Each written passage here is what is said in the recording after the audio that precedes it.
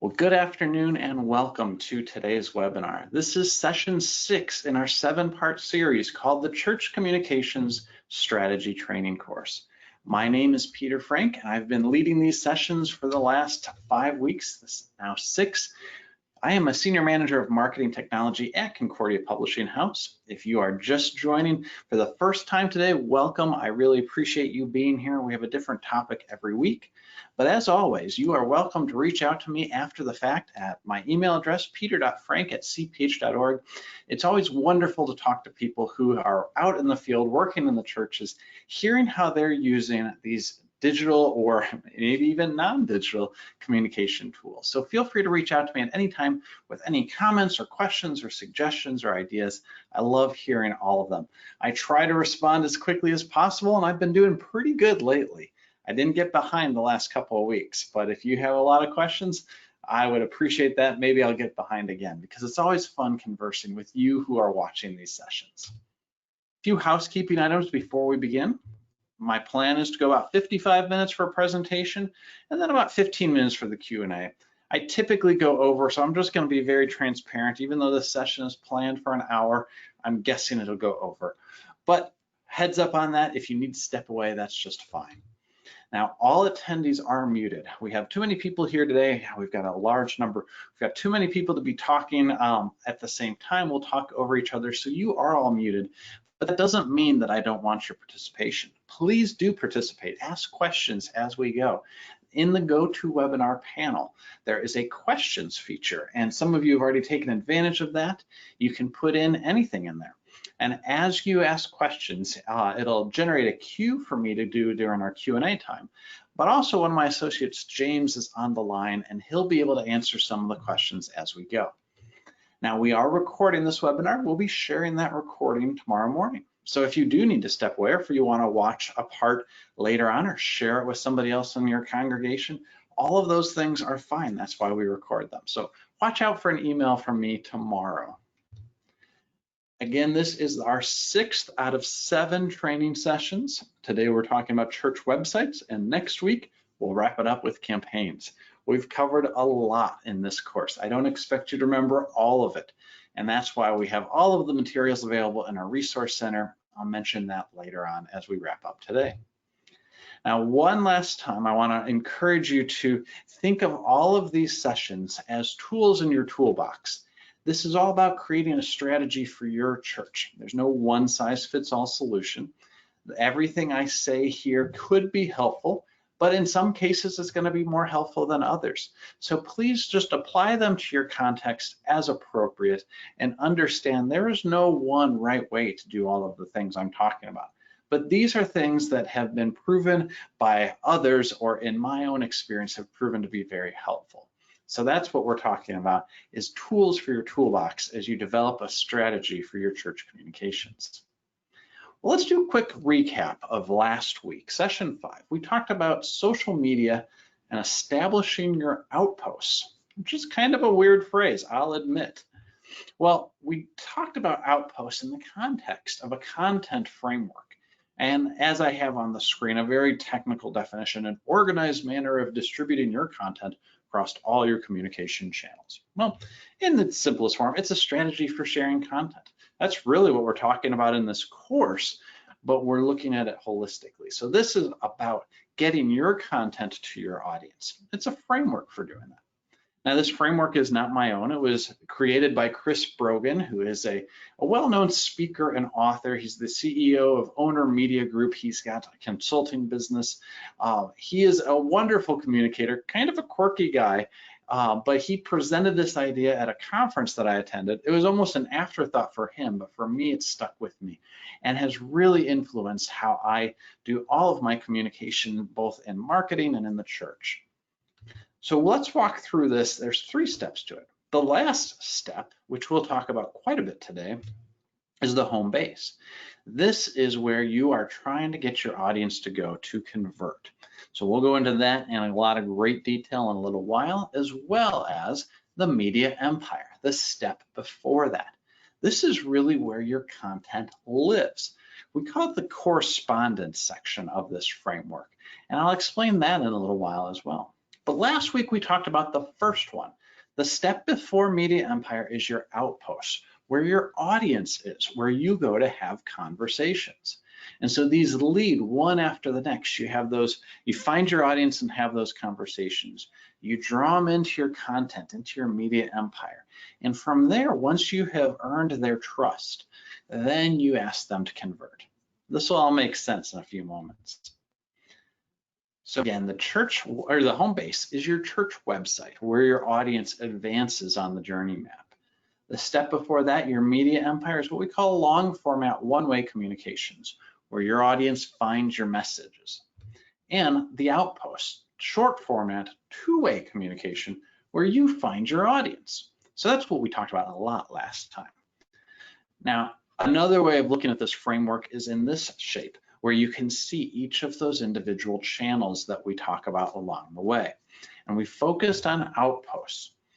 So the framework itself downplays the importance of any one of those channels. It also gives each channel a specific purpose. Now, those lines are getting a little bit blurry as tools become greater and greater in terms of what they offer. So outposts are anywhere that your audience gives their attention.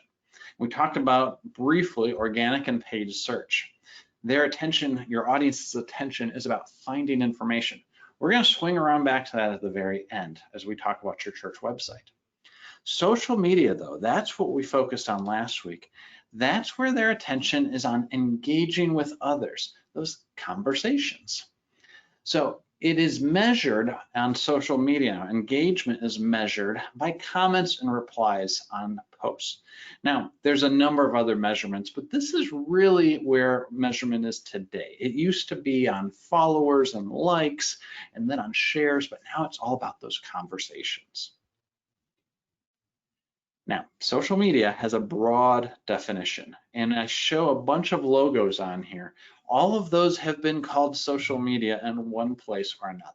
So I like to divide them up into different groupings. We talk about true social networks like Facebook and Instagram, Twitter and LinkedIn. Now there's video sharing platforms that have social components to it. There's content sharing platforms that also have that same kind of social aspect that isn't truly a network. Then you have messaging systems, which are really one-to-one communications, and also internal tools such as Slack or Microsoft Teams or Nextdoor app. I got the name right this time. Now, each of these I see fitting into a different part of the framework. They branch into others in different ways, but this is, I think, where they really work. Now, those last two are really more after the home base, when you have already converted your audience. They're no longer an unknown. You're communicating with them on a very personal basis. So I wanted to put that kind of post-home base comment in there. Now, Facebook is one that I mentioned before. As the tools grow, they kind of stretch across the framework. So it's really hard to talk about Facebook as just an outpost when you can post all sorts of content and make it part of your media empire. But I would caution you not to use it as your home base. Unfortunately, for some churches, social media has become that home base more than an outpost. It's that destination you're getting your audience to, and then they're in with everything else. Their attention is divided. You can't control the environment. There's a lot of downsides to directing people to your social media. That's why I think that your social media should be that place out in the midst of your audience where you draw them in to your home base. Social media works best when it's used to find attention, not direct attention to that. And that place where you want to direct attention is within your church website, that home base. Now, in the context of the framework, home base is at the very end. But in terms of the content map, social media is allowing you to find your personas, the people in your audience. I phrased that a little goofy. Let me go to this next slide. It'll show in a little bit better detail. Here's the content map. We talked about that a couple weeks ago. In the content framework where your channels fit, your outposts really are all about finding that audience, finding your personas. Your media empire is a step in. Oops, sorry. The line between, I did apparently have not planned out these slides as well as I thought. I'm jumping ahead. The line between media empire and home-based channels is blurring, but the purpose remains the same. So as we look at your home base and your media empire is truly about your content, that kind of intermediary phase, the part that connects your audience to your actions, to your goals. And your goals, those next steps, your conversions, that's where your home base comes into play. So your church website, and we're going to talk about websites quite a bit, it could easily be confused as being your media empire. Well, yeah, there's a lot of reasons why you might use your website to store your content. But the purpose of your content versus your conversions, your actions, are two very different things. And so while your home base can be used for both, your church website can be used for both media empire and home base, we're going to really focus on these different purposes in the framework. That's what it comes down to. All right, so let's talk about media empire, and then we'll get into the home base. So your media empire, what we call correspondence, long format, one-way communication. This is where your audience can find your messages. And I define this as blog or videos or email. And we're going to talk about each of them in a little bit of detail. So where your audience finds your messages as opposed to the outposts, which is where you find your audience. Being found, however, is not enough. Your messages need to provide value for your personas. So you can't just put your messages out there and expect them to stick and draw attention for your audience to come in. They have to provide value. And so remember, they're that connection point between your conversions, your goals, your actions that you want your audience to take, and your audience themselves. Your content should bring those two together. Now, this is called content marketing in the business world. Now, I think it works for ministries and churches and organizations just as well as in the business world. But let me explain a little bit about content marketing. I'm going to put a definition out there from the Content Marketing Institute, and then I'll explain it a little bit of detail. So content marketing is a strategic marketing approach focused on creating and distributing valuable, relevant, and consistent content to attract and retain a clearly defined audience, and ultimately to drive profitable customer action. That last part, that's the part that separates the businesses from the church. We're not concerned about profitable customer action. We're concerned about reaching people with the gospel. But this part before that all absolutely applies. It's about creating information, helpful things that are valuable, relevant, and doing it consistently. Well, let me give you an example. I love this example of the Cleveland Clinic. The Cleveland Clinic is a hospital system based out of Cleveland, which you might expect based on the name. Now, they have a fantastic marketing department, and I don't want to say they're pioneers in the content marketing arena, but they are really good at content marketing. So they have a department there that is focused on creating articles for their health library. So you think about sites like WebMD, and it gets kind of a bad rep because you can go and put in your symptoms and then come up with all sorts of possible terrible results. If you have a headache, it could give you a laundry list of things that you could have and really scare you. Well, Cleveland Clinic has done a fantastic job of putting out health articles that are helpful, that are not reactive, they're more informative. And so even you, if you go and search on Google for a certain kind of condition, there's a very good chance that you're going to see an article from the Cleveland Clinic show up in the search results, often near the top. What they have done is they've created this broad database of helpful information based on questions that their audience has. And so you may think, well, how does this help them? They are a hospital. Sure, it's good to draw people in, but I'm here in St. Louis. I've had an issue with my toes from running. So I Googled runner's toes and Cleveland Clinic came up. Well, First off, I'm never going to drive to Cleveland to go get my runner's toe looked at. That's just not practical. And for most people, they're going to look for something that's local in their geographic area. Well, Cleveland Clinic knows that. They're not trying to attract any of us who are outside the Cleveland area. But what they are trying to do is build up their content to build a level of trust among those people who are in their audience, who are in their geographic area.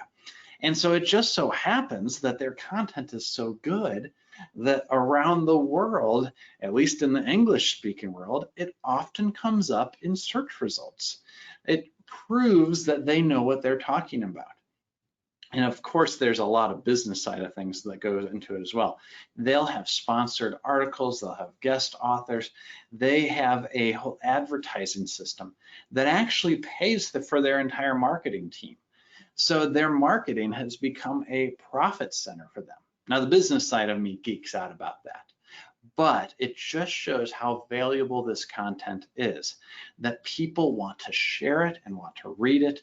And that's what the essence of content marketing is such real value in the content. So when you think about how the church can use this, it's kind of mind-boggling to think of what we can do.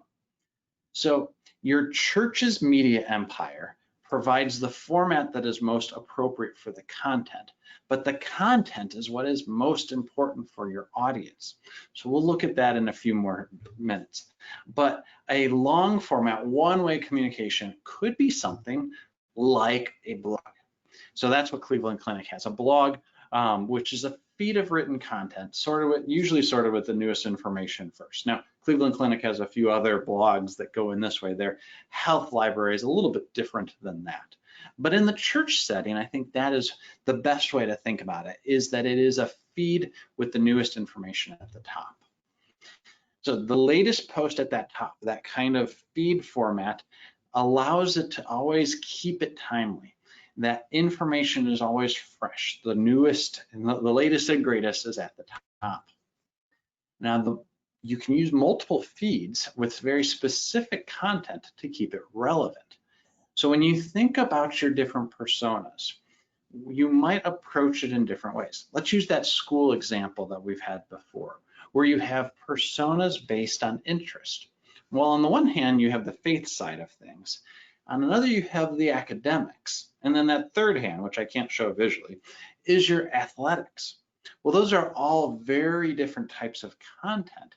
You could have multiple feeds that really describe the value, the latest and greatest in your faith development, academics, or athletics, and have that be part of your site, your church website, or your blog, drawing the people in who are most interested in any one of those things.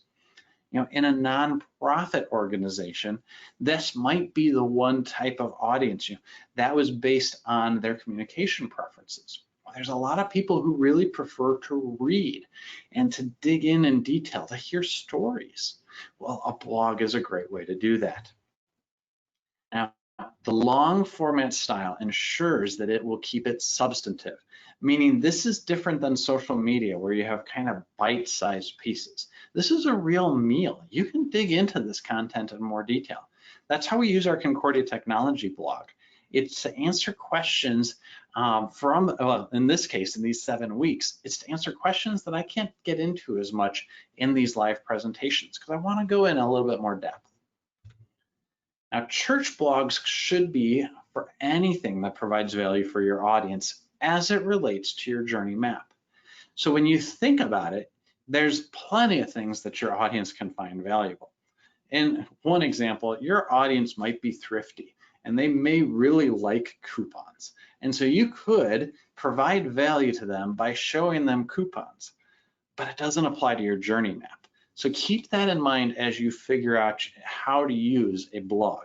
It should be about your audience and your goals and how to move them closer to those goals. Now, we talk about a few examples, but I want to clarify again, blogs are not just for personal opinions. I'll often hear that from church workers that say, well, we'd have a blog, but I don't think anybody wants to hear what we have to say about things. It's not about us, it's about Jesus. You're absolutely right. It's not about you. It is about Christ. But you can point to Christ through your content. So here's just a few ideas that are not personal opinions. You could apply God's word to daily living. Now, that's kind of what we do in the church all the time. At least we should be, I would hope so. So you can think about, what is relevant right now. Before I went on air, I talked a little bit about what's going on in our country right now. And with all the rioting and the protests, all because of the many deaths that have occurred, the racial profiling that goes on, it's a terrible time in our country. Well, God's word speaks to that. God's word speaks to loving our neighbor. God speaks to him creating everyone in his image. There's so much that we can talk about right now that brings God's word into our immediate daily life. Now, you can also go back onto what's happening in your church. Rather than just posting, come to our event, you can talk about what's going on at that event. Maybe you're pointing right back to the past and saying, it's not about drawing people to convert at this point. We're wanting to bring value and talk about the great things that are happening.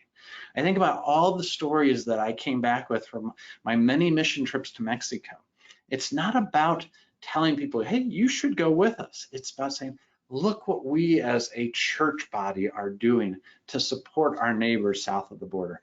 Listen to how God is working through us to reach his people in Mexico. There's so many great stories in the church. That's just one example. And so you can take these events, but point them back to what God is doing through us. Now, applying God's word to daily living, when I think about that, the first thing that comes to mind is sermons. And so you could certainly post your sermon text or your video, your audio of your sermon. What about extending it a little bit beyond that? What about a more casual approach to talking about the content in the sermon, and pastor can describe everything that he was not able to include because of time limits or because he wanted to focus on specific points. You can extend that sermon in a variety of different ways. And then really all of these things, you should be looking at your persona and saying, what is our persona, or what are our personas asking? How can we answer their questions? So that's blogs. The next one is our video, that video aspect of our media empire. And honestly, it's not too much different than your blog. It's long format. You can really get into some deep content there. It could supplement or even replace your blog.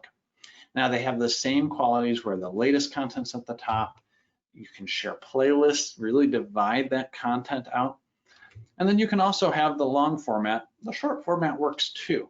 I really like using long format in the media empire, and long is a relative phrase, but you can get so much more out of a 5-minute video than a 30-second video. You can really go in depth with not that much of time. Video also provides that opportunity to be personal and genuine. There's a reason that I really like live video. One of those reasons is if I mess up, well, I mess up. I don't have to go back and edit it unless I mess up really badly. But there's an aspect of it that just is me and you. We are here, we're conversing, or I'm monologuing, you're responding in the chat, but it's genuine. I can't hide who I am because I'm live right now. If somebody comes walking on the door, they're coming in. It is very genuine, and that's what I like about videos. Now, certainly you can edit them and make them as great as possible, but there's something to be said about just being you and being that real life human being talking with people. A blog can be edited and proofread. You can do videos easily without doing those things of editing. And so consider using videos to show the human side of you. Now, videos are often pushed to the side of a strategy because they require more equipment, different skill sets, and time. Writing a blog does take time, but it's something that we're kind of used to in the church. There's a lot of writing that goes on. Videos take time to get it right. My wife and I have been recording Sunday school videos for our church. We can't meet in person right now due to the pandemic. And so she hosts these 15 or so minute Sunday school lessons that we post on our Facebook page for the kids. And so I'm on the video side of things, and she likes to call herself One Take Frank, meaning that she wants to get in, get it done in one take. It doesn't always work that way. There's a lot of prep work that goes into it before we ever turn the camera on. So it does take time, but the end result is that you have a real genuine experience. So that's video, and I could talk about video in much greater detail, but there's so many similarities to the blog. I want you to see that as just different forms of approaching the same thing.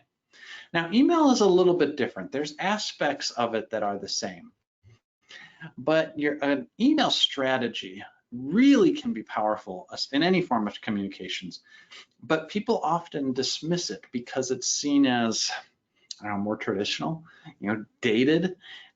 Email used to be the only digital means of communicating with people. Before the internet even became popular, email was popular. I remember getting those AOL discs in the mail and that you've got mail and being so excited about that. And then there was a time where we had the free Juno mail accounts.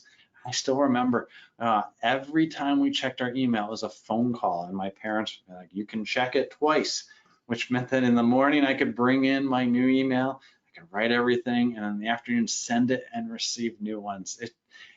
A long time ago. And so that's what people often will think of. Well, email's old, email's dated. But there's a lot of advantages to email if you do it well. Email is still an effective communication channel, and I can prove that. That's our most effective channel here at CPH. Now, we have worked really hard to hone our mailing list down, get those preferences in place.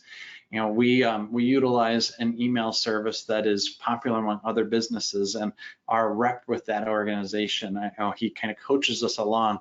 He was telling us that we are in the top 90% of all companies. That's people like you guys who are telling us that email still works for you. And you're telling us because you read our emails. That's probably how you signed up for this course, was hearing about it through email. That works very well for us. That doesn't mean that it's definitely going to work for you, but I encourage you not to dismiss it. It's still an effective channel for a number of reasons. First, it's all about giving the control to the recipient. We'll talk about that in a few moments. But that, I think, is the key part of it, is that those who are even just a little bit tech savvy know that you can easily unsubscribe or block or just delete messages with a click of a button. It's all about you and what you want to receive in your inbox. It's much easier to get people to stop coming into your inbox than to get people to stop coming into your news feed on your social media. You have far more control of your email than any other channel. The other thing about email, or one other thing, is that it can be both urgent or time insensitive. I like to have a clean inbox. I like to clear out everything, get to what's called inbox zero. Not everybody's like that. You can get an email and see that it's urgent and address it right away. Or you can get an email and see that it's not and wait until tomorrow or to send a response. There's not this immediacy aspect of it, like a text message or something. If you get a text message, kind of feel the need to respond pretty quickly. You can't sit on it all day. Well, email, you've got some wiggle room there. It's not unheard of to not respond to an email right away. It's also not unheard of to respond to an email right away. I like that flexibility. It's also more private than most other channels. Unless somebody has access to your inbox, they're not going to be able to see that. Now, if you're working in an organization or if your church manages your emails, there's not as much privacy. But for the most part, email is a pretty private channel. It also allows for creativity and content. I've seen some very creative emails. I would not encourage you to get as creative as possible. It's about communicating. It's not about putting together a work of art. But you can use imagery. You can use different textiles and colors and all of that and make a well-designed email. There's a lot of tools out there for you. And so that provides some better options than a simple text message. Or social media, you have a lot of flexibility, but the text part is always pretty consistent. So there's three primary types of church emails, and these are pretty straightforward when you think about it. First, there's what I call a many-to-many relationship for the newsletter. Well, it's not many different emails, but it's many different sources coming into one email, and that goes to many different people. You also have the single purpose email. Prayer requests are often like this, unless you have a prayer chain where you compile them. But many churches will just, as soon as they find out of a prayer request, send it out to their prayer chain. So one message to many people. And then you can also utilize email in a one-to-one. very segmented, single purposes. You know, as I think about this pandemic and how many emails have gone back and forth with my church, you know, between me being on the board of elders and church council, but then also helping with the video, there's been a lot of emails going back and forth these last few months. It's an excellent way to communicate with the right people. So those are all 3 different email strategies. You may be applying one or more of them at your church already, but think about the different possibilities. Now, I think one of the reasons it's become so effective is because of a thing called the CAN-SPAM Act. Now, for a while, I thought CAN-SPAM was only tied in with Canada. This was back in my early marketing days, because Canada has really been strict on rules. And several years back, when I was exploring this, I was kind of surprised by the actual name of CAN-SPAM, what it stands for. It's controlling the assault of non-solicited pornography and marketing. And as a marketer, let me just say, it really hurts to be put in the same sentence as pornography, as if what we are doing is the same thing and is just as bad for our audience.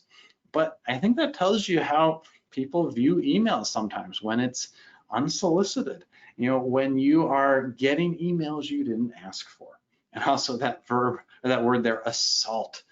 Man, this is some strong language. But let me tell you what CAN-SPAM is all about. CAN-SPAM has a number of different requirements. The first one is don't use false or misleading header information. And I should say, what CAN-SPAM does is it allows for penalties on for-profit organizations if they don't follow these rules with their emails. So using false or misleading header information, saying you're one thing and being another. Using deceptive subject lines, that same idea of saying, you know, open this email for great coupons on groceries, and then finding out that it's about something entirely different and very potentially unsavory, something you don't want to see. Identifying the message as an ad. If you are selling something, make it very clear that you're selling something. Now, the church doesn't have to worry about that. We'll talk about the church in just a moment. Telling recipients where you're located, you know, putting your address at the bottom of every email, your physical address, not just your website. That's another requirement of CAN-SPAM. Telling recipients how to opt out of receiving future emails from you. And I mentioned that before. You don't even have to be that tech savvy to know how to opt out of emails, and many email clients will do it for you. Honoring those opt-out requests promptly. This is one that I know that not everybody does. And there's one email that I've been getting recently. It's not a bad email. It's from some server company. I have no interest in doing business with them. I keep unsubscribing and they're not honoring it. So now I've marked them as spam and I've reported them many times because they're not doing this. And then monitoring what others are doing on your behalf. This one is a little bit different. This is saying, if you pay somebody to send emails for your organization, like an ad agency, you are responsible for what they do. You can't place the blame on them.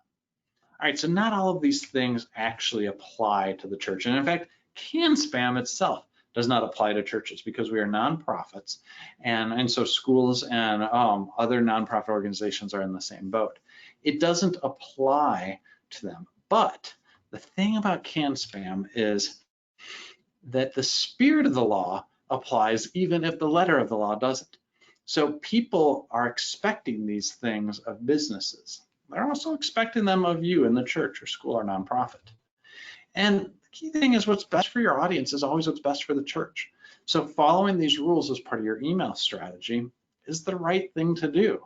It's going to make emails more effective. And we're going to look at that in a little while with SEO too. So that's our media empire. The blog, video, and email. Should your media empire live on your church website? Well, that's a good question, and we're going to get into websites now. It can. In most cases, it absolutely can. Any one of those things, whether it is blogs and long format content, or videos, also long format, even your email signups, or posting your old email newsletters on there. All of those things could live on your church website. And really, it's up to you and the tools that you have at your disposal. And there's nothing wrong with having these on your website, but they're very different purposes than the other content. So let's dig into church websites for a little bit. So this is the final in that destination phase of the content framework, where your audience advances on the journey map. Well, your church website is where you direct your different personas to go to take that next step, what we call conversions. And I always like to joke, it's not altar call conversions or anything like that. Actions that they take that you can track, saying they're advancing down your journey map. Your church website should be your only home base, but it can serve as your media empire and even as an outpost. We're going to look at all of those. So this is, again, your content map. And when we add the content framework on here, this is where they apply. We showed this before. So your website can really be any of those. Now, I don't want to say that all you need is a website for your communication strategy, because it can be any of those. There's other things that provide value. You know, if you're not on social media, you're not in all the places that your audience is. So please don't misunderstand me when I say your website can be any of those. It can be, but it shouldn't be the only ones. Let's talk about church website as home base first, and we'll work our way backwards. The purpose of your home base is to generate conversions. Conversions occur when your audience moves to the next stage of your journey map. So when we look at this journey map, that's the bottom part of your content map. You're looking at things that drive people to those next steps. Looks like kind of a nice little hopping motion there. What are those things that move people along the path? Well, that's what you're looking at on your church website. What does a conversion look like? Well, it looks like maybe, there we go, signing up for those emails. You know, that's the first step for us, is just getting somebody's email address, finding out, finding that way to communicate with them that they have said, yes, here you go, take my email address, let me know what's going on. It's an opt-in. Or maybe requesting a different additional information. So you think about what you can do to school. You know, people don't want to come visit a school until I know that it's kind of worth their time. Well, what kind of information can you share if they just provide an email address? You know, they can raise their hand and say, I'd like to learn more, and you send them something. No, that could be physically send them something. You know, you could send them a PDF over email, but you know, a nice glossy 4-color handout that really describes the value of your school makes a good impression. But they have to give you the information of their address, otherwise you don't know where to send it to them. Could also be registering for an event. You know, I think about Vacation Bible School, and what a great opportunity that is to find out information about who's in your community. Well, ultimately, all of these three things really come down to form submissions. And form submissions can be done in a variety of different ways. I'm not going to get into the nitty-gritty details of form submissions, but essentially, you are building on your website a way for people to share their information with you, and you put it into a database. And there's lots of great tools. Many of your email providers will provide a form submission as well. There are different tools out there that are all about forms. My personal favorite, because it's so simple to use, or at least so simple for me to use because it's like a spreadsheet, is called Airtable. That's what we're using for worship registration at my church over the next few weeks as part of this pandemic. You can easily create a form and modify it, store it all in one place. There's so many different options. So I'm not going to get into all of them right now. But sometimes an offline conversion is required, and I'll show you an example in a second. But an online form submission can increase the likelihood of a conversion. So let's go back here a second. Look at those actions. Attended fellowship event, attended worship first time, attended Bible study, started new member class. Those are all different offline events. How does a form submission come into play? Well, you could have them register for an event. You know, if you're going to have a fellowship event, say, sign up, let us know you're coming so we have enough food. You know, attending worship for the first time, well, sign up, let us know you're coming. We'll have a greeter meet you and give you a short tour, you know, introduce you to a few people. Having somebody sign up and meet with a potential visitor is a nice welcome experience. They're not a stranger entering a room at that point. They're somebody who's expected, somebody who's going to be come in and greeted by name. Same thing with Bible study or a new member class. Both of those, that's not too much to ask to sign up. You need to have the materials available. And so these online forms, and I saw two questions pop up. The name is Airtable. It's all one word, AIRTABLE. You can go to airtable.com. It's an online database software. They've got a free plan. That's what I use at my church. There's no need to pay for it at this point. But you have these online actions that mirror or at least supplement these offline actions. Now, there's some things that you don't need to do a conversion form for. I look at these last three: becoming confirmed member, attending worship regularly, attending Bible study regularly. These are all after we know the audience. We don't need to tell them to go online to take these next steps. So you can track these offline, go into your database and mark them as such. You're probably marking them as such in your church management software anyways, or at least that became confirmed member. And then the attended worship or Bible study regularly, those are based on activities that you track anyways. And so you can easily track all of these electronically by encouraging people to do a few of these initial steps online. So that's the conversion side of your church website. What about your media empire site? Or media or portion of your framework? Should it live on your church website? Well, it depends on the tools that you prefer to use. Many websites have blogging as part of it. If you're using something like Church 360 Unite, what we offer here at CTS, that has the ability to add multiple feeds. Other sites like WordPress have it too.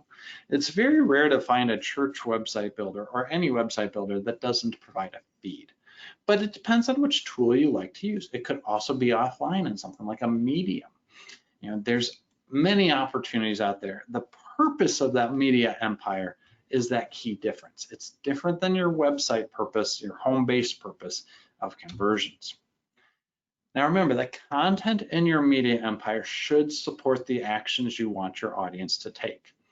You'll see on our blog, we always have some sort of button at the bottom that asks you to take the next action.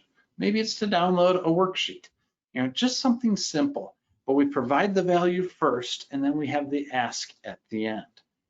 If you look at the handout for this week, which is available in your handout section of GoToWebinar, that will walk you through a proper way of doing a blog post, way to optimize it. And one of the things it mentions is a call to action, a button at the end for those next steps. Well, your church website is Outposts. Well, this is an interesting one. This really gets into the nitty-gritty details of what a good website is. So how does it work as Outposts? Well, think about where people are going to find information about your site. They are almost exclusively, as their first step, gonna go to Google and search. Now the search phrase may be a little bit different depending on their intentions. If they are already very active in the church, they may be going and searching for churches near me. Maybe they just moved to the area, they came from a congregation where they're active, they're looking for a new congregation, churches near me or churches near my new city. You want to show up there on search. But what if it's something different?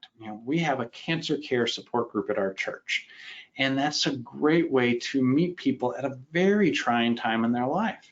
And so if you have a ministry like that, you want to make sure that cancer support in my city will show your church. So it is based on your audience. And again, look at your personas. What are their intentions? What is interesting to them? What would provide value to them? That can be on your church website or your media empire that draws them in when they search for it. It can answer your persona's questions.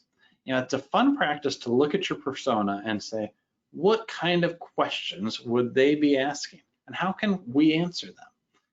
That's one of the things we did with this course. A question we often get is, well, how do I plan out my church communications?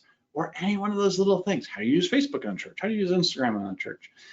This answers the strategy question, which provides a foundation for all of those tactical things. That's why we're doing this, because our audience, you, is interested in the subject. And I can see based on how many people are signed up, this course had over 800 people sign up for it. Now we're not getting 800 people attend live, but we've got several hundred people here every week. It provides value, or at least that's my intention. Regardless, the audience is saying, we want value in this area. Whether it is a media empire content or pages on your church website, you must practice good SEO. Now, SEO is the fancy term, or the acronym for a very fancy term called search engine optimization. It's basically improving your website in order to show up at the top, what's called a SERP, or a search engine result page. All of that sounds fancy and technical, but I'm sure you know what we're talking about.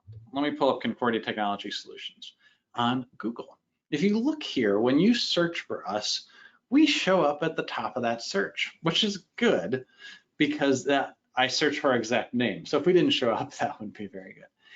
But that's what we're talking about, is when somebody searches for something on the internet, they get a search engine result page.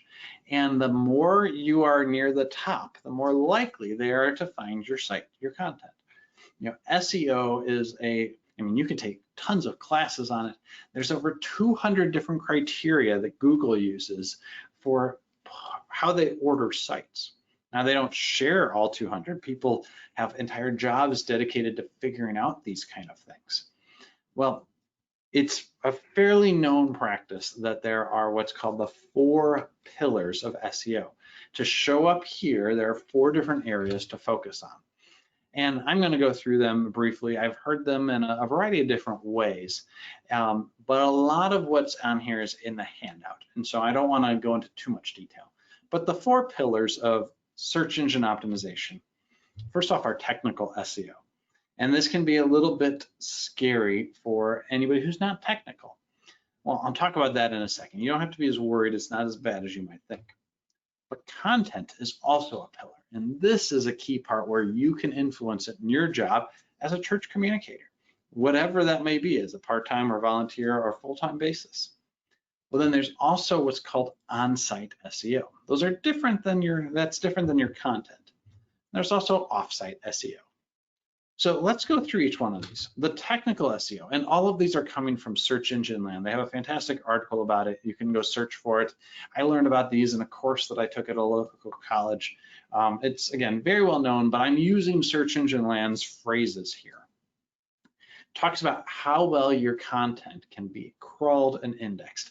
That's the technical SEO side of things. Well, let's define those phrases briefly. Search engines utilize robots called spiders. Spiders on the web, get it, it kind of all ties together.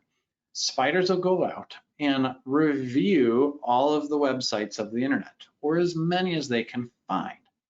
They can find them because a good website will basically raise their hand and say, hey, here I am, look at me, come look at my website, and index it. Well, indexing is essentially those spiders, those robots, compiling all of the information on your site, all of the content, all of the links, the navigation, making a copy of it on the search engine servers, and indexing it like you would do in a library, where you put all of these different clues and say, okay, this site has this information, and we're going to put it in this way so that we can easily find it again. So the spider bots crawl the internet and collect the information, indexing it into the search engine. So then when somebody types in a phrase, it can look at their entire index and say, what makes the most sense to show for this person? So you've got 200 factors there. That's what we're talking about. But if you can make your site easily indexed and say, put it in good structure and make it easier for Google to find it, index it, and give it back to people, your site's going to show up better. Google likes to play well with good websites, and so it provides value. I hope that makes sense. It's a little technical, but there's some things in the handout, just like having a good navigation. A clear navigation that makes sense for a user will make sense for a bot. So that's technical SEO. The next thing is the content, having the most relevant and best answers to a prospect, or in this case, a persona's question. Well, when you think about it, how does Google know? This is all content, it's all relative. Well, Google will know based off the audience's reaction to it. So if a lot of people go to the site, that tells Google, well, this is interesting to them. If a lot of people link to the site, we'll talk about that in a few moments, but if they link to it or if they stay on it for a while, if they click on the links on the site, if they interact with the page, if they give Google these clues that it is relevant, that it answers the question, well, then that's saying this content is good. And so Google wants to show the best content to the people that search. And so there's things in terms of the value of your content that provide clues to Google that it's good. Your audience will basically provide those clues if you give the good content to your audience. Now, there is an aspect of it on your site that you can do to change things around to make it really easily read. So proper use of headers, putting alt text on images so Google knows what the image is because you described it in words. There's a lot of different things that go into this. The handout will go into that in more detail. But there's some really good ways to structure the content on your site so that it is easily read by people and by spiders that crawl your website. And then the last one is offsite SEO, building authority. That word authority means a lot in SEO.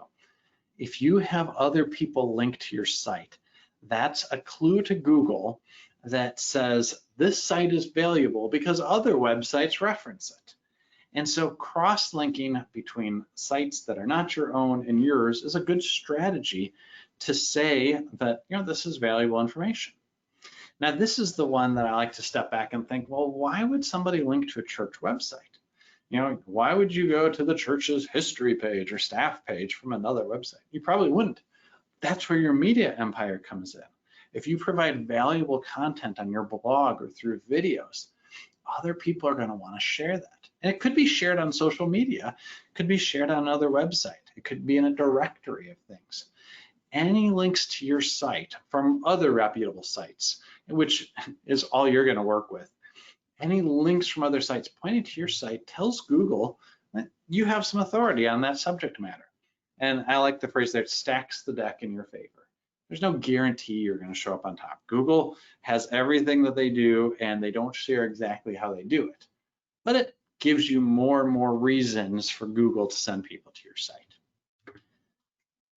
Remember, well, let me ask the question, then I'll give you the answer. You might be asking, why should we care so much about what's best for search engines? And we are here to share the gospel. We're not here to work with bots and spiders and those things that crawl. Well, what's best for search engines is intended to be what's best for your audience. Google, and I use Google over and over again because they are really the only player in search anymore. Yahoo, Bing, all of those have some people. The majority of the internet uses Google to search. Well, Google got that way by thinking about their users. They want to make it as easy as possible for people to find what they are searching for.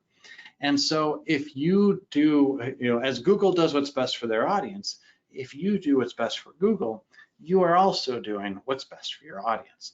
And remember, going back to email, what's best for your audience is always what's best for your church. Again, this is your goal, is to connect with your audience. And so these steps lead to connecting with your audience in the best way possible. All right, I am at 55 minutes. I'm right on track.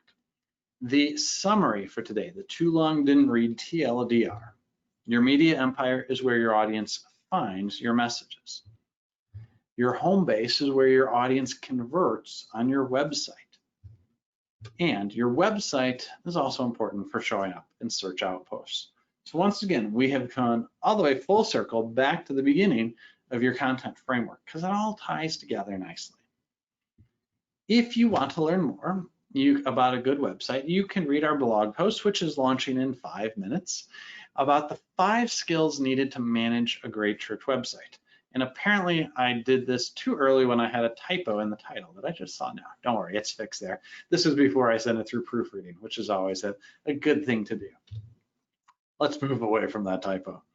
Download the content framework worksheet. You can do that in your GoToWebinar panel.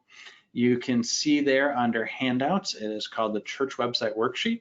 It'll walk you through the basics of a good blog post, of a good email, and SEO basics. So we've got a number of different things there, an SEO checklist. And as always, you can find all of this in our Church Communications Strategy Training Course Facebook group tomorrow after I post it there. We'll also be posting in the Resource Center and emailing you a link to that Resource Center tomorrow morning. Now, next week, our last session. It's hard to believe we are almost done. We're going to be talking about campaigns, scheduling your communication, putting all of this together, really putting a plan out there for the next year. So we're going to go through the big things and the little things and the surprising things. We'll talk about how do you pull all of this information together to put it into an actual plan. So that is next week, Tuesday, June 9th at 1 o'clock Central Time. Well, I did not get many questions today. I can see the queue, but I encourage you, if you have questions for me, please go ahead and put them in the queue now so I can answer while we're on the air. If you need to think this over for a little bit and share the questions later on, feel free to email me at peter.frank@cph.org. I always get quite a few emails after each session. Sometimes people even say, well, I needed to think it over a little bit before I sent this. Totally fine. I appreciate those questions at any time. And I'll tell you, even if you are still thinking through this over the next few months and you have a question, save my email and you can send it to me then. I will still be using this email for the next few years. As I said at the beginning of the course, my role will be switching here in the fall. I'll be moving to part-time as I attend seminary, but I'll still be working with CTS and the team for a while. So feel free to email me at any time. Now, let's go ahead and get into the Q&A. Once again, the question about the database, and I will send this to everybody, airtable.com. is the name of the database that I like to use. There's plenty of others. I mean, you could even use something like a Google Forms. I know MailChimp, the email service, has some form options. Tool we use is called HubSpot. They have a free plan. There's a lot of great and inexpensive options for you available. All right, Brian says, in general, should a website or home base be more static or constant, pardon me? Or should it include more of the goings-on, activities, groups, so it can be found by visitors who may want to check it out? Brian, I like the question, and you're going to like my answer because it's very similar to what I often say. It depends on your goals. Now, let me unpack that just a little bit. There should be some static content on there. Your church building doesn't move too frequently, unless you are meeting in school gyms or something. Your many mission plant churches will move around occasionally. The church staff hopefully doesn't change too often. So some of your information will be static. But if you think about the church and how active it is, you want to show that as you go about it. And so I encourage you to keep as much active content in there. It should be the activities of your church. The latest and greatest should always be showing up. But as you think about, as part of your, let's go home base first, as part of your conversions, some of those things are going to be very constant. Find out information about becoming a new member, visit us for the first time, learn more about our church. Some of those things will not really change much. Those forms may not change. But if you go back to our journey map discussion, where you might have multiple actions that move people into the next stage, well, then I could see that conversion changing up. Maybe you have a different fellowship event every quarter, and that's one of those first steps that you draw people in. Well, certainly you want to constantly update it to always point to that next one. Now, from a media empire standpoint, absolutely you should be always updating content on a regular basis. You want it to be timely and relevant. So it depends on which section you're talking about. If your blog is off your website, you're using something like a Medium, or maybe you have a separate WordPress site where your website's on a different platform, then that's not really your website, so your more dynamic content is out there. So it depends on your strategy, but I think more often than not, you're going to have new and updated content, which is important for choosing a website provider. You want something that's easy to update. Lynette has the question, is there a way to share these videos with others? And yes, Lynette, you can, if I see a follow-up, Do they have to register for the class? No, they don't have to. Right now, I have our resource center. In fact, let me go ahead and pull this up. Here's the download, by the way. I could have shown that. The anatomy of a blog post, of an email, and also, whoops, too far. Let's go up. There's the SEO checklist. If you will go to resources, our resource center link right now is not public, but you can share it with others at your church. That's just fine. And this is where all the recordings and everything else are. So I'll go ahead and share this with you and send it with everybody, the resource center link. All right. Paul is asking, how long will the videos and other materials be available to us? Probably until we do this again, if we do this again. I don't know if we will based on my future, but I'm not going to take it down anytime soon. So it'll be available for a while. And also, if you join the Facebook group, even though I'll be archiving it at the end of the month, you'll still be able to go in there and access it. All right, the next one. Who usually takes responsibility for doing what's needed to create a blog and keep it going? Karen, I hate to say it depends again, but it depends on what your blog is about. If you have a blog that is based on applying God's word to daily living, it should be one of your called church workers, like your pastor, who is doing that. You want to make sure that the theology is correct. If it is about reporting on what happened at previous events, well, that could be any skilled writer in your congregation. It could be a volunteer, it could be an administrative assistant, somebody who can really capture a story well. If it's, one thing that's great is having, I don't like using the phrase testimonies because that has a certain connotation to it. But if you take members' stories about how God is working in their lives through through the church with the Holy Spirit working in their hearts, that could be just a bunch of people, the different people who write for a blog. And so you just need one person to kind of coordinate that. So it really depends on your purpose, but I would say that it could be anybody, and it shouldn't be an obligation for somebody. You shouldn't say, well, you're the pastor, you need to write our blog because you know how to apply God's word.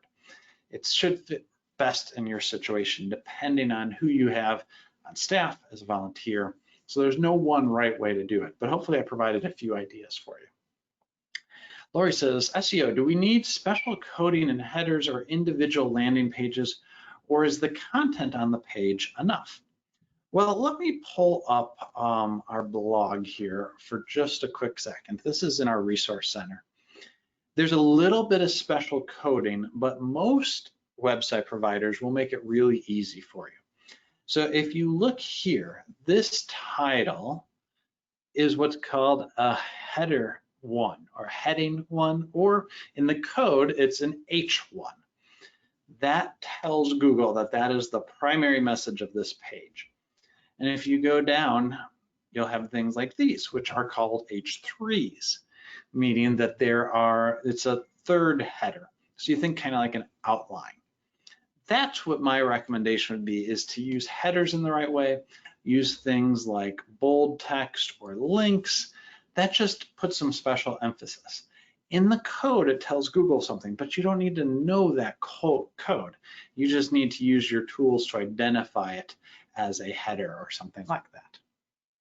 All right. Brian just mentioned he loves Airtable. Glad you're repping it. I love Airtable. I use it for everything. I use it to track my church council stuff.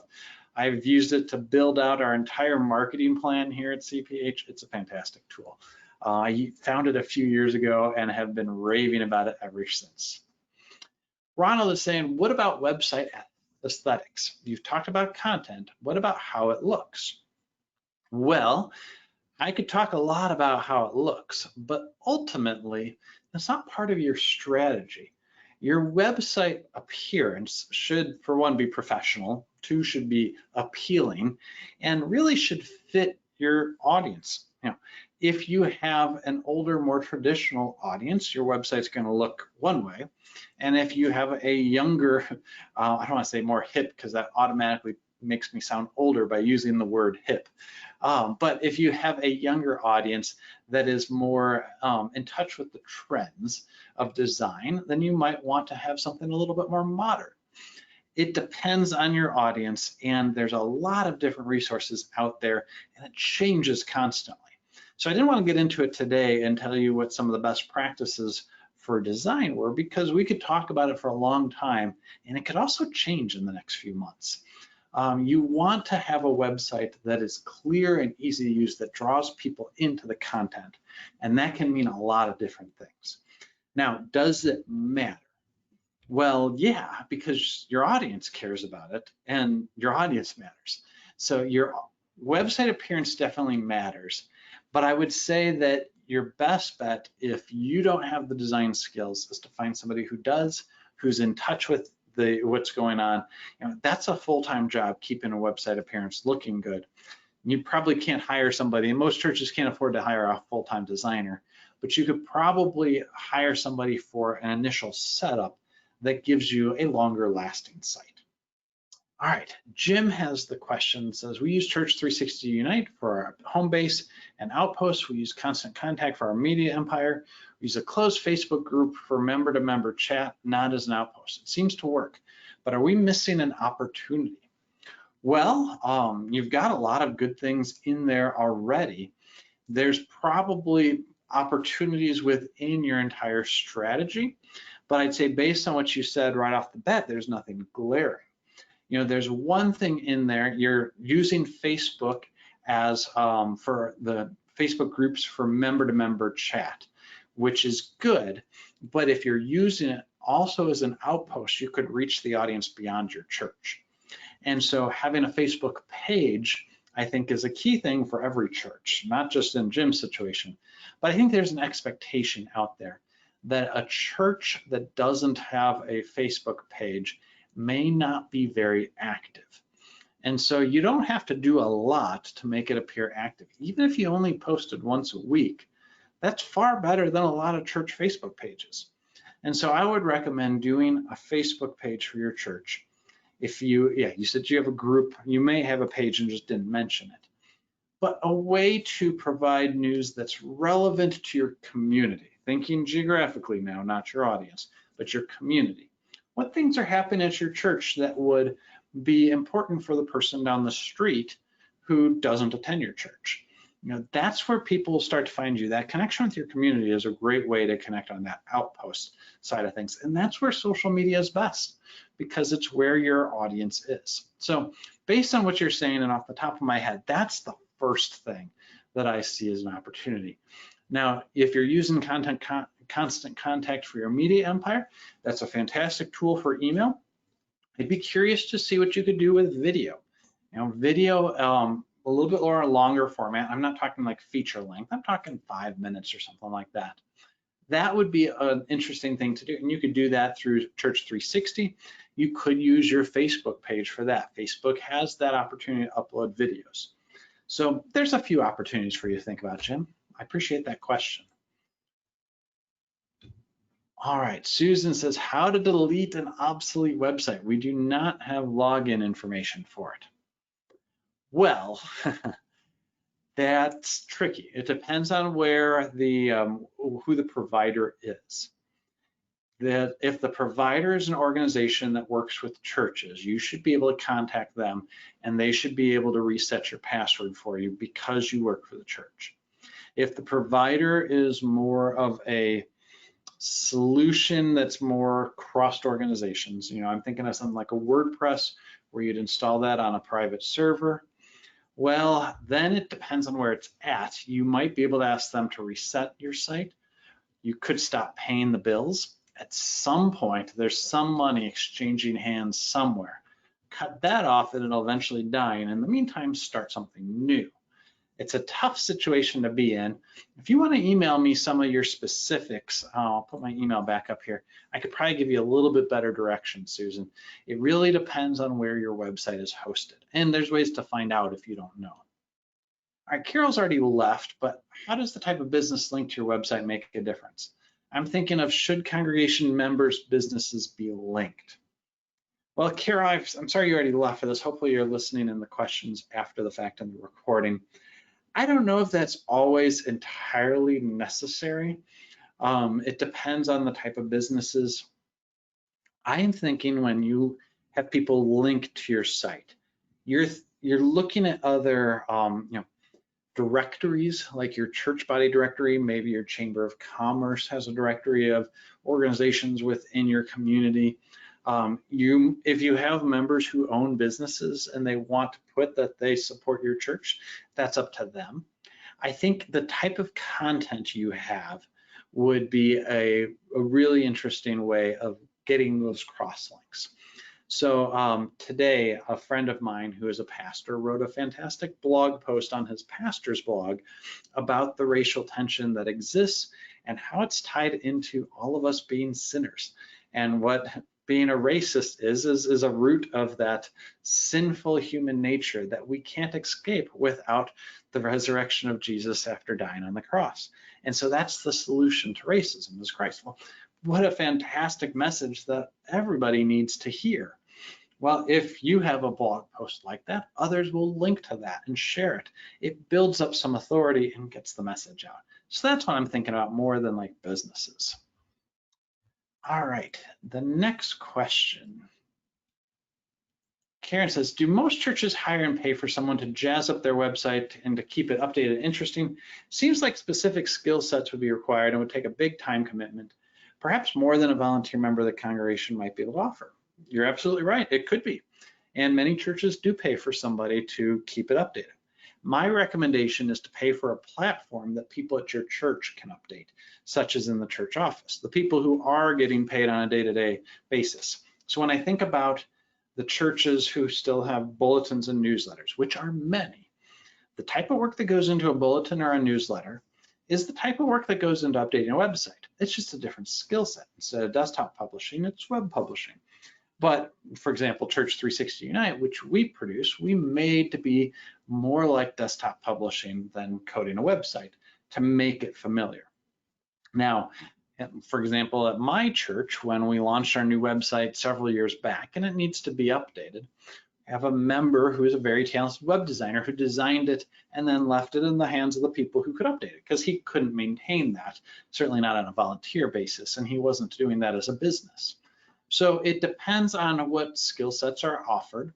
But again, there's a lot of platforms, including our own, that make it really easy to update. And we try to provide really timely and appealing themes, timeless and appealing themes, meaning that look good, even a couple years down the line if you don't want to update it or can't update it. But some churches will go out if they have the resources and hire somebody to do it. What keeps a website from being stale, content or appearance? Ronald, that's a fantastic question. Well, first and foremost, it's the content. Think about it. If you go to a website, we're in June 2nd now. If you go to a website and on the homepage, they're advertising their Christmas services, even if it was just from 2019, that tells you right away that that content is stale. Now, if they have a design that looks like it's from 2003, but they talk about the upcoming digital VBS that's starting in 3 weeks, people will probably stay a little bit longer, even though the design is not so appealing. So content is definitely far more important to keep updated than appearance. There's definitely value in keeping up the appearance, but I think you have a lot more wiggle room in what is stale appearance versus stale content. And Jim followed up and said he has a YouTube channel. Excellent, good, Jim. I'm glad that you already have some aspect of video. That's a key part, especially in today's communication. Video has become really important because people are used to seeing that. When you think about why TV had been so popular in the 90s and even before that, that kind of digital feed of information, it's a relaxing thing. Well, now the TV has kind of fallen, traditional TV at least, has kind of declined. That's because video has become so important on social media and other platforms. So having your church, you have a great opportunity to be part of that mix that you never had before. Most churches would never have been on TV. They couldn't afford it. But now you have an opportunity to be in there. I think about, on Sunday mornings right now during the pandemic, when I'm not helping my church with videos, we sit down in the living room as a family, switch it over to the Facebook Watch app on our TV, and watch the service. And then after that, I can go watch my favorite cooking show, on the Food Network. It's part of that mix as opposed to being a completely different thing. What a great place to hear the gospel, right in our living room. So there's a great opportunity with video now. All right, I think that was the last question. I apologize if I missed any along the way, but I am well past my time, so I'm going to wrap up. We still have a number of people here, so thank you so much for being here. I appreciate it. If you have any other questions, please reach out to me at peter.frank@cph.org. And as always, I invite you to tune in next week for our last session, Campaigns, Scheduling Your Communications. I'll see you then. Have a great day.